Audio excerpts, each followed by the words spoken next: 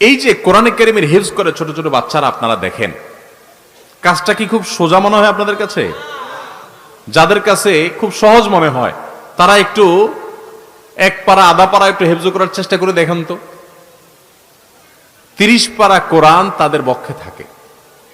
তারা তুখোর হাফেজ যারা, তারা সকালে যদি দাঁড় করায় দেন, আপনার এক মাথা থেকে তেলাওয়াত শুরু করে দিবে, মাঝখানে জোহর পড়বে, খাওয়া দাওয়া করবে, একেবারে শেষ করে তারপরে সে থামবে। এরকম বহু হাফেজ দেশে আছে। প্রায় সময় আপনারা দেখেন সারা বিশ্বের 10, 20, 50 এমনকি 100 দেশের সাথে কম্পিটিশন করে এদেশের ছাত্ররা প্রথম, দ্বিতীয়, তৃতীয় স্থান হয়। দেখছেন না আপনারা? এটা একবার দুইবার হয় না, কিন্তু অহরহ হয়। এটা এদেশের একটা গর্বের ধন।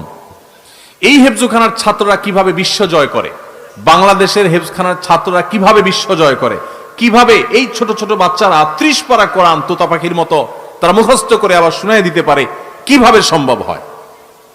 এর একটা সিক্রেট আছে, অনেক কারণ আছে। হেফজখানার ব্যবস্থাপনার সংশোধনের অনেক জায়গা আছে, আবাসন ব্যবস্থাপনা ইত্যাদিতে প্রচুর সংশোধন হওয়া উচিত। কিন্তু একটা বিশেষ সিক্রেট ভালো দিক আছে, সেটা কি জানেন?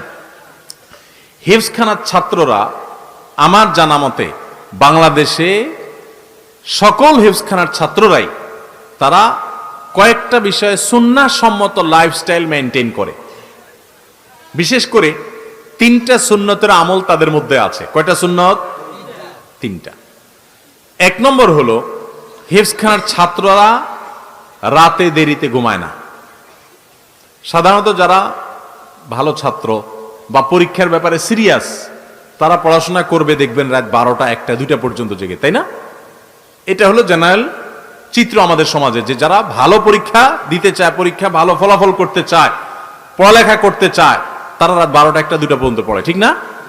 কিন্তু আপনারা কয়জনে জানেন আমি জানি না, অনেকে হেফজখানার ভিতরে খবর আপনারা জানেন না, আবার কেউ কেউ হয়তো জানেনও। হেফজখানার ছাত্ররা, সারা বাংলাদেশের হেফজখানার ছাত্রদের রুটিন হলো তারা সর্বোচ্চ 10টার মধ্যে ঘুমায় যায়। কয়টার মধ্যে ঘুমায়? 10টার মধ্যে ঘুমায়। 10টার মধ্যে ঘুমায় যায়, আবার 30 পারার কোরআনে হেফজ হয়। কিভাবে সম্ভব? আমরা মনে করি যে যত পড়ালেখা করে সে তত রাত জাগে, তাই না? হেফজখানা দেখেন উল্টা, তারা রাত জাগে না, তারা রাত্রে তাড়াতাড়ি শুয়ে পড়ে। বিশেষ করে যারা ছাত্র আছেন স্কুলের, কলেজের, এমনকি জেনারেল মাদ্রাসার, তাদেরকে বলছি এবং অন্যদেরকেও বলছি যে আপনারা খেয়াল করেন, হেফজখানার ছাত্ররা রাত 12টা, 1টা পর্যন্ত জেগে পড়ে, এরকম একটা হেফজখানা সারা বাংলাদেশে নাই। বাংলাদেশে কোনো হেফজখানার ছাত্র রাত 12টা, 1টা পর্যন্ত পড়ে না। তাহলে গভীর রাত পর্যন্ত না পড়লে কিসের ছাত্র? আবার 30 পারা কোরআন হেফজ করে ফেলে কিভাবে? সিক্রেট হলো, নবী করিম সাল্লাল্লাহু আলাইহি সাল্লামের সুন্নত হলো রাতে তাড়াতাড়ি ঘুমানো। নবী করিম সাল্লাল্লাহু আলাইহি সাল্লাম এশার পরে অন্য কোনো কার্যকলাপ পছন্দ করতেন না। এশার আগে ঘুমানো অপছন্দ করতেন, এশার পরে দুনিয়াবি কোনো কার্যকলাপ, কথাবার্তা, আড্ডা ফাড্ডা এগুলো পছন্দ করতেন না। আবু বারজা রাদিয়াল্লাহু তাআলা বলেছেন, কানান নবী সাল্লাল্লাহু আলাইহি সাল্লাম ইয়াকরাহুন নাওমা ক্বাবলা আল ইশা ওয়াল হাদিস বাদাহা। হাদিসটি বুখারী মুসলিম এক জায়গায় বর্ণনা করেছে। তিনি বলেছেন নবী সাল্লাল্লাহু আলাইহি সাল্লাম এশার আগে ঘুমানোটা অপছন্দ করতেন মাগরিবের পরে, আর এশার পরে কথা বলা অপছন্দ করতেন, ঘুমানোটা পছন্দ করতেন। এশার পর কোনো কথা নাই, সাথে সাথে ঘুম। এখন বিজ্ঞানও বলে মানুষ যদি রাতের প্রথম অংশে তাড়াতাড়ি ঘুমায় পড়ে, তাহলে মানুষের শরীরে ইমিউন স্ট্রং হয়, রোগ প্রতিরোধ ক্ষমতা বৃদ্ধি পায়। এটা স্বাস্থ্যের জন্য ভালো। রাত জাগা ভয়ঙ্কর ক্ষতি ডেকে আনে মানুষের। এই জন্য পৃথিবীর উন্নত দেশগুলোতে দেখবেন, আপনার পশ্চিমা দুনিয়া তো আছেই, জাপানে, কোরিয়াতে, থাইল্যান্ডে, বিভিন্ন দেশে আমি নিজের চোখে দেখেছি। আর বহু দেশের চিত্র আপনি অনলাইনে সার্চ করলেও জানতে পারবেন যে তাদের দেশে মানুষগুলো সন্ধ্যার পরপর তারা খাওয়া দাওয়া করে শুয়ে পড়ে। যেহেতু অমুসলিম বেশিরভাগ, তাদের তো আর এশার নামাজ নাই, তারা সন্ধ্যার পরপর খেয়ে তাড়াতাড়ি করে শুয়ে পড়ে, আবার ভোরে তারা উঠে যায়। তো রাতে তাড়াতাড়ি ঘুমানোর কারণে তাদেরও দেখা যায় আর্থিক এবং জাগতিক আয় উন্নতি এগুলো হয়েছে। আর আমাদের হেফজখানার ছাত্রদের আমরা দেখলাম যে তারা রাত 10টা ভিতরে 100% হেফজখানার ছাত্ররা শুয়ে পড়ে, বরং এশার পরপর তারা খুব দ্রুততার সাথে শুয়ে পড়ে। এশা একটু দেরিতে হয় মাদ্রাসাগুলোতে, এশা পড়ে তারা তাড়াতাড়ি শুয়ে পড়ে এবং উঠে কখন? একটা সুন্নত হলো তাহলে রাতে তাড়াতাড়ি ঘুমায় তারা। আরেকটা সিক্রেট তাদের সাফল্যের, সেটা কি? ভোরে তাড়াতাড়ি উঠে, শেষ সাথে তাড়াতাড়ি উঠে। ভোরে তাড়াতাড়ি উঠলে সারা রাত ভর যখন ঘুম হয়, 7-8 ঘন্টা ঘুম হয় সুন্দর করে, এরপরে ফ্রেশ মুডে পড়ালেখা করে। সারাদিন আপনি ঘুমেছিলেন না, বিকাল সন্ধ্যা, এরপরে রাত 12টা পর্যন্ত পড়ছেন, আপনার তো ঘুমের মুড থাকে। ব্রেন তো আপনার সচল ছিল এবং ইউজ ছিল, খুব প্রেসারে ছিল। এখন আপনি আবার পড়াশোনার চাপ দিচ্ছেন, ব্রেন তো নিতে পারবে না। কিন্তু 6-7-8 ঘন্টা ঘুমের পর ফ্রেশ মোডে উঠছেন, এবার ভোর রাতে পড়াশোনা শুরু করছেন। এই পড়াশোনা খুব দ্রুততার সাথে আপনার স্মৃতিতে গেঁথে যাবে। আমার শিক্ষার্থী ভাইরা, বেশিরভাগ ছেলে ফেলেরা, বিশেষ করে স্কুল কলেজের ভাইরা আমার, তা বোনেরা আমার, তাদের দেখা যায় রাতে 1টা পর্যন্ত পড়ে, 2টা পর্যন্ত পড়ে, আর সকালে 9টা পর্যন্ত শুয়ে থাকে। ঠিক না ভাই? ঠিক। তো যখন পড়া দরকার তখন পড়ে না। তারা অনেকে অনেক ভালো রেজাল্ট করছে, কিন্তু তারা যদি সুন্নাহ লাইফস্টাইল করেন তারা আরো ভালো করতে পারবেন। তো হেফজখানার ছাত্রদের উন্নতির সিক্রেট, 3টা সিক্রেট আপনাদেরকে আমি বলছি। 1 নম্বর, তারা রাতে তাড়াতাড়ি শুয়ে পড়ে। 2 নম্বর হলো ভোরে তাড়াতাড়ি উঠে যায়, উঠে তাদের পড়ালেখা লেগে যায়। ওই টাইমের কাজ অনেক গুরুত্বপূর্ণ। এবার আসেন, যারা ছাত্র না, চাকরিজীবী, কর্মজীবী, পেশাজীবী, আপনাদেরকে বলছি, আমাদের দেশে বেশিরভাগ মানুষের অভ্যাস এখনো সকালে ঘুমানো। শহরে তো শহরে, এমনকি গ্রামেও এখন মানুষ সকালে 9টা, 8টা, 9টা পর্যন্ত ঘুমায়। আমি পৃথিবীর অনেক দেশে দেখছি যে ভোরে সকালে দোকান খুলে ফেলে তারা। আর আমাদের দেশে অনেক দোকান আছে 10টা, 11টা আগে খোলে না। কেন? কারণ পাবলিক সব ঘুমে, দোকানদার খুলে কি করবে? অনেক উন্নত দেশে আমি দেখেছি যে সন্ধ্যার পর রাস্তাঘাটে আর গাড়ি ঘোড়া নাই, তেমন ফাঁকা হয়ে গেছে, মানুষ ঘুমাইতে চলে গেছে। আর আমাদের দেশে রাত 8টা, 9টা মানেই সবচাইতে পিক জ্যামের টাইম, কারণ পাবলিক ঘরের গুলো সব বাইরে হয়ে গেছে। আর ভোরবেলা ফজরের পর রাস্তা ফাঁকা ফাঁকা, কারণ সব নাকটাই না ঘুমাইতেছে। ভাইরা আমার, মনে হবে খুব ছোট্ট ইস্যু, ছোট ইস্যু না, অনেক বড় ইস্যু। জীবনের বরকত ধ্বংস হয়ে যায়, প্রোডাক্টিভিটি নষ্ট হয়ে যায় এই সকালের ঘুম। হেফজখানার ছাত্ররা, তাদের দ্বিতীয় সিক্রেট হলো তারা সকালে কাজ করে। নবী সাল্লাল্লাহু আলাইহি ওয়াসাল্লাম দোয়া করেছেন, আল্লাহুম্মা বারিক লি উম্মতি ফি বুকুরিহা, আল্লাহ আমার উম্মতের জন্য ভোরের সময়টাতে আপনি বরকত দান করেন। নবীজি দোয়া করে গেছেন, সকালে আপনি ব্যবসা করবেন, ব্যবসা আল্লাহ বরকত দিবে।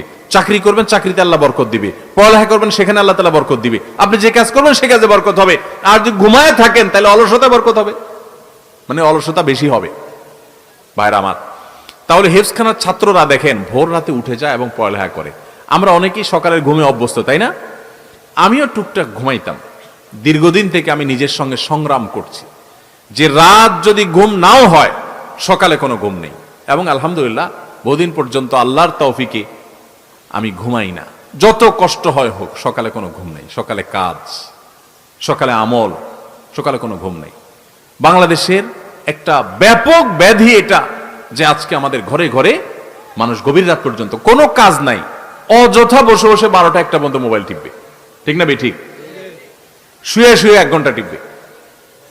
এই জন্য মোবাইল, বাসায় ঢুকার আগে মোবাইলের গলা চিপে বন্ধ করে তারপর ঢুকেন। দেখেন, জীবন খুব সংক্ষিপ্ত, এর বড় একটা অংশ আমাদের মোবাইল টিপে টিপিতে চলে যায়। আমাদের জীবনকে যদি ক্যালকুলেশন করে বের করে দেখানো হয়, তো দেখা যাবে যে আজকালকার তরুণরা যারা অল্প বয়সে মোবাইল হাতে পেয়ে গেছে, তাদের জীবনের সবচেয়ে বড় অংশটা মোবাইলের ভিতরে তারা ডুব দিয়েছিল। কি জবাব হবে আল্লাহর কাছে?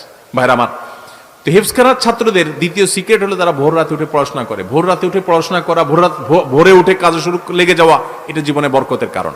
নাম্বার 3, তারা কাইলুলা করে। এইটা তো একেবারে বিদায় হয়ে গেছে, এই সুন্নত এখন কোথাও নাই হেফজখানা ছাড়া। কাইলুলার সুন্নতের সাথে পরিচিত আছেন আপনারা? কাইলুলা মানে দুপুরের ঘুম। দুপুরের ঘুম, এই দুপুরের ঘুম বলতে এক্সাক্ট কোন সময়টার ঘুম, এটা নিয়ে ওলামা একরামের নানা রকমের বক্তব্য আছে। একটা অথেন্টিক এবং শক্তিশালী বক্তব্য হলো এটা জোহরের আগে। হেফজখানার ছাত্ররা সাধারণত কয়টা ঘুমায়? সকালে 9টা, 10টা, জোহরের আগ পর্যন্ত ঘুমায়। ঘুম থেকে উঠে গোসল করে তারা জোহরের নামাজ পড়ে। নবী সাল্লাল্লাহু আলাইহি ওয়াসাল্লাম বলেছেন, দেখেন, কিলু ফাইন্না শাইতানা লা ইয়াকিল, তোমরা কাইলুলা করবা, কারণ শয়তান কাইলুলা করে না। দুপুরের এই ঘুমটা এত ইম্পর্টেন্ট যে এখানে সামান্য একটু, ইতিমধ্যে এটা নিয়ে অনেক গবেষণাও হয়েছে। পৃথিবীতে অনেক অমুসলিম গবেষকরা গবেষণা করে বের করেছে যে দুপুরের সামান্য কয়েক মিনিটও যদি মানুষ ঘুমাতে পারে, তাহলে সেটা শরীরকে এত বেশি সতেজ করে এবং এত বেশি কাজের স্টামিনা দেয় যে সে অন্য সময়ে ঘন্টা ঘন্টা ঘুমালেও সেটা পায় না। আবার সকাল থেকে টানা আপনি কাজ করছেন, দুপুরে একটু ঘুমালেন, আবার টানা সন্ধ্যা পর্যন্ত আপনি কাজ করার স্টামিনা আপনার শরীরে পাবেন, স্পৃহা আপনি পাবেন। এই সুন্নত তো একেবারে বিদায় হয়ে গেছে। আমরা অনেকে জোহরের পরে খায়া দায়া আস্তে ধীরে যদি বন্ধের দিন থাকে, ঘুমের সুযোগ থাকে, তো যায় বিছানা যায়, এমন ভাবে বিছানা যায় যে আসর মাগরিবের সাথে পড়ি। ঠিক না ভাই? ঠিক। জীবনের বরকত লাভের জন্য এই তিনটা সুন্নাহ জিন্দা করা খুব গুরুত্বপূর্ণ। হিফজখানার ছাত্রদের, এত ছোট ছোট বাচ্চারা এত ভালো করে কোরআন কারীমের হিফজ করে, এত তাড়াতাড়ি সময় হিফজ করে, এর অন্যতম কারণ, অনেক কারণ আছে, আমি এগুলোকে একমাত্র বলছি না। তারা রাতে তাড়াতাড়ি ঘুমায়, ভোরে উঠে তারা পড়ালেখা করে, কায়লের সুন্নাতটাকে তারা জিন্দা করে। এর পাশাপাশি আরো তো অন্যান্য বিষয় আছেই। আল্লাহ তাআলা আমাদের সবাইকে এই সুন্নাহগুলো মেনে চলার তৌফিক দান করুন। সবার চেষ্টা করবো তো ইনশাআল্লাহ।